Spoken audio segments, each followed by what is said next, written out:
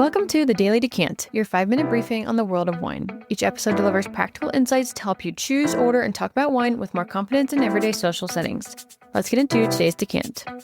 It's Tuesday, and it's Merlot week. And today we're going to the place where Merlot has never needed rehabilitation because it never fell out of favor. We're on the Right Bank of Bordeaux, and specifically in two appellations that have built some of the most celebrated and expensive wine reputations in the world, almost entirely off the back of the grape that Miles and Sideways declared he would never drink. The Right Bank of Bordeaux sits across the Gironde estuary from the famous Left Bank estates of Pauillac and Margaux, where the Left Bank has gravelly, well-draining soils that suit Cabernet Sauvignon. The Right Bank has more rich, clay-rich soils that retain moisture and warmth, creating conditions in which Merlot, with its earlier ripening cycle and preference for cooler, damper soils, excel. The dominant grape on the right is Merlot, blended with Cabernet Franc and sometimes small amounts of Cabernet Sauvignon. The resulting wines tend to be plusher, more immediately approachable, and more generously fruited than their left bank counterparts, while still carrying the structure and aging potential that define Great Bordeaux. Let's start in Pomerol. This is the smallest and arguably the most prestigious appellation on the right bank, and it's important for an unusual reason. It has no official classification. Unlike the 1855 classification of the Médoc or the Saint-Émilion classification, Pomerol has never been formally ranked. Its hierarchy is entirely informal, built on reputation, critical acclaim, and the prices that the market has assigned over generations. And at the very top of that informal hierarchy sits Pétrus.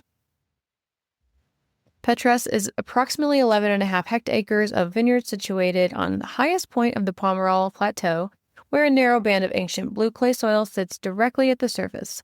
That blue clay is the defining feature of the estate. It retains water through dry summers, keeping the vines from stressing too early, and it imparts a distinctive mineral density and depth to the wine.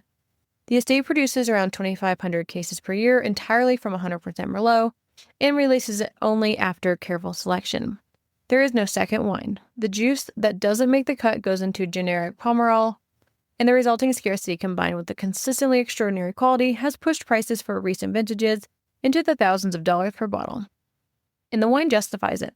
A great Pétrus is among the most complex, velvety, and profound, age-worthy red wines made anywhere on earth. Opulent dark fruit, black truffle, graphite, dried violets, a texture that wine writers consistently describe as liquid velvet, and a finish that lasts for what feels like minutes. Other significant producers in Pomerol worth knowing are Les Pins, a tiny 2-hectare estate that produces cult wine at similar prices to Pétrus, in a more flamboyant, immediately opulent style, Trotanois and La Fleur, for exceptional wines at slightly lower but still significant prices, and for those who want to taste the appellation without spending collector's prices, Clos de Clocher and Chateau Gazin offer genuine Pomerol character at $40 to $70. Now, Saint-Émilion, the larger and more varied Right Bank appellation with formal classification system that ranks its estates from Premier Grand Cru A at the top down through Premier Grand Cru Class B, Grand Cru Class A, and Simple Grand Cru. The estate at the very top, the Premier Grand Cru Class A tier, are Cheval Blanc and Ausone, as they represent two completely different expressions of the appellation. Cheval Blanc, famously Miles' secret obsession in Sideways, produces a Merlot-dominant blend of extraordinary complexity from a gravelly, sandy soil that gives the wine a distinctive, almost floral, silky elegance. Ausone is Cabernet Franc dominant from steep limestone terraces, entirely different in character and more mineral and austere.